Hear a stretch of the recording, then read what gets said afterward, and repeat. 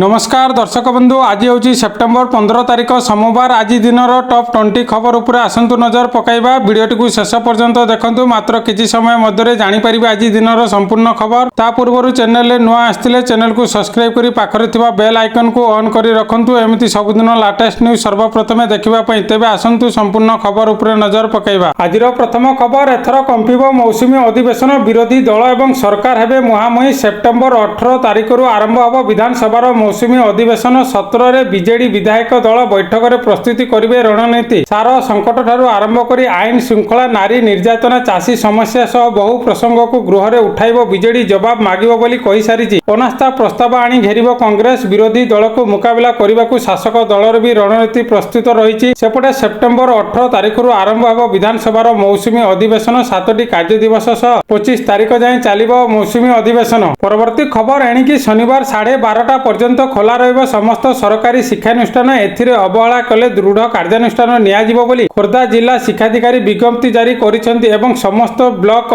शिक्षाधिकारी को चिठी मध्य करिसेंती। परवर्ती खबर सहारा इंडिया रो जमाकारी माननकु आउ 5000 कोटी टंका फेरस्त मिलिब केंद्र सरकारक अनुरोध क्रमे सुप्रीम कोर्ट ए संक्रांत रे निर्देश देइछंती। भारतीय प्रतिभूति और विनिमय बोर्ड सेबी निकटरे सहारा ग्रुप पक्षरु जमा करा जाइतबा प्राय 25,000 कोटी टंकारु 5,000 कोटी टंका प्रदान करबा पई विचारपति सूर्यकांत और विचारपति जयमाला बागी खंडपीठ निर्देश देइछंती। सहारा ग्रुप ऑफ कोऑपरेटिव सोसाइटी रो जमाकारी माननकु एही अर्थ फेरस्त करा जिवो जहा सहारा सेबी रिफंड खातारु केंद्रीय समवाय समिति निबंधक दियाजिवो। आवश्यक जांच परे केंद्रीय समवाय समिति निबंधक एही अर्थ जमाकारी को प्रदान करिवे। परवर्ती खबर भारत रचिला इतिहास तैयारी हला प्रथम मलेरिया वैक्सीन एणिकी मलेरिया निराकरण हबा आहुरी सहज खूब शीघ्र आसीबाकू जाउची मलेरिया टीका एही टीका वर्तमान उपलब्ध थिबा औषध तुलन में बेस प्रभावी रहिबो बोली डाक्तर माने कहिसंती। मलेरिया विरोध में लड़िबार भारत एक ऐतिहासिक पदक्षेप नेइची। भारतीय चिकित्सा गवेषणा परिषद आईसीएमआर देश में निर्मित प्रथम मलेरिया टीका को अनुमोदन करिछि। परवर्ती खबर अमेरिका चाइना को देला शक्त झटका एणिकी अमेरिकार महाकाश संस्था नासा रे चीन छात्र और नागरिक एवं वैज्ञानिक को निषेध करिछि। अमेरिका सरकार एवं नासार निष्पत्ति अनुଯାयी नासा रे कार्यरत समस्त चीन नागरिक छात्र एवं वैज्ञानिक को समस्त प्रकल्प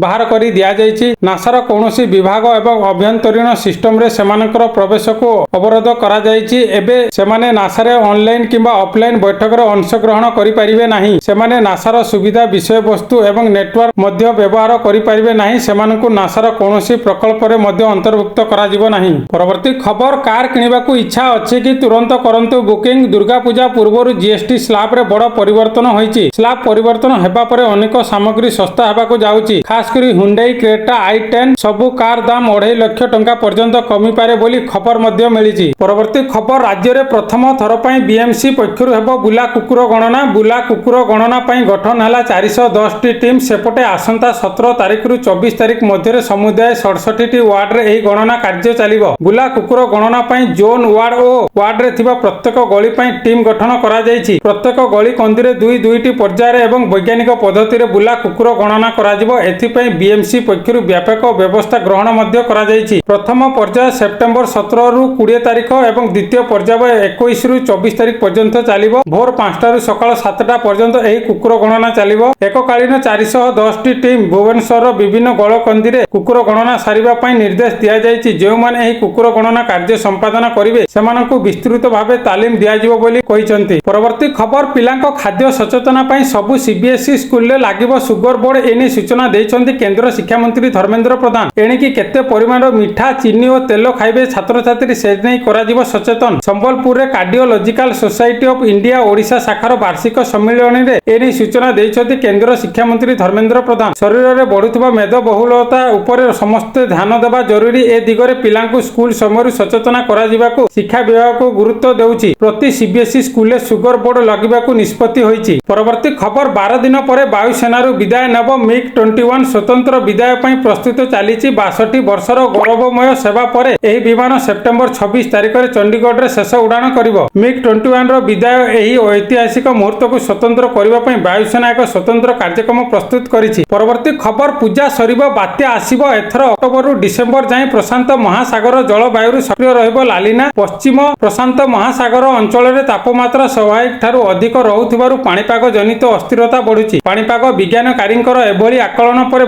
ବଙ୍ଗୋପସାଗରରେ ବାତ୍ୟାର ଭୟ ବଢିଛି। ଦିନେ କି ମାସେ ନୁହେଁ, ଆସନ୍ତା 3 ମାସ ଓଡ଼ିଶା ପାଇଁ ସମୁଦ୍ର ଆଡୁ ଆସିପାରେ ଭୀଷଣ ବିପଦ ବୋଲି ମଧ୍ୟ କହିଛନ୍ତି। ଉପକୂଳର ଯେକୌଣସି ସ୍ଥାନକୁ ଛୁଇଁପାରେ ବାତ୍ୟା ବୋଲି ପାଣିପାଗ ପକ୍ଷରୁ ସୂଚନା ମଧ୍ୟ ମିଳିଛି। ପରବର୍ତ୍ତୀ ଖବର, ପ୍ରଧାନମନ୍ତ୍ରୀ ନରେନ୍ଦ୍ର ମୋଦିଙ୍କ 75ତମ ଜନ୍ମଦିନରେ ରୋପଣ କରାଯିବ 75 ଲକ୍ଷ ଚାରା। ପ୍ରଧାନମନ୍ତ୍ରୀ ନରେନ୍ଦ୍ର ମୋଦିଙ୍କ 75ତମ ଜନ୍ମଦିନ ସେପ୍ଟେମ୍ବର 17 ତାରିଖରେ ପାଳିତ ହେବାକୁ ଯାଉଛି। ଏକ ସଶକ୍ତ ଓ ବିକଶିତ ଭାରତ ଗଠନରେ ମୋଦିଜୀଙ୍କ ନେତୃତ୍ୱ ଆଜି ସାରା ବିଶ୍ୱରେ ପ୍ରଶଂସା ଅର୍ଜନ କରିଛି। ଓଡ଼ିଶାର ବିକାଶ ପ୍ରତି ମୋଦିଜୀଙ୍କର ସ୍ୱତନ୍ତ୍ର ଦୃଷ୍ଟି ମଧ୍ୟ ରହିଛି।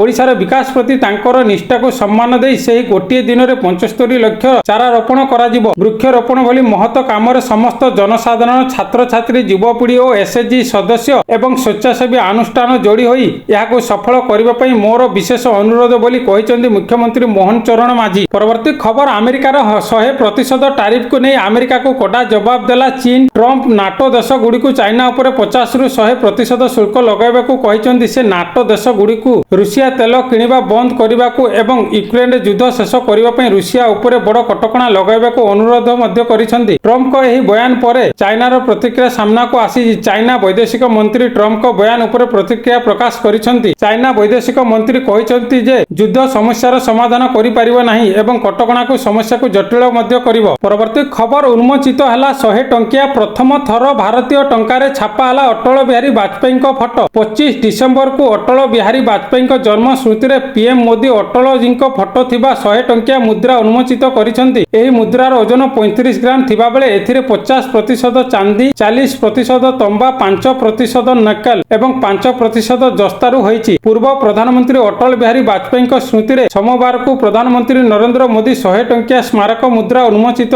କରିଛନ୍ତି। ତ ଦର୍ଶକ ବନ୍ଧୁ, ଏ ଥିଲା ଆଜି ସକାଳର କେତୋଟି ଗୁରୁତ୍ୱପୂର୍ଣ୍ଣ ଖବର। ଯଦି ଭିଡ଼ିଓଟି ଭଲ ଲାଗିଛି ଲାଇକ୍ କରିବା ସହିତ ଆମ ଚ୍ୟାନେଲକୁ ସବସ୍କ୍ରାଇବ୍ କରନ୍ତୁ। ଭିଡ଼ିଓଟି ସମ୍ପୂର୍ଣ୍ଣ ଦେଖିଥିବାରୁ ଆପଣଙ୍କୁ ବହୁତ ବହୁତ ଧନ୍ୟବାଦ।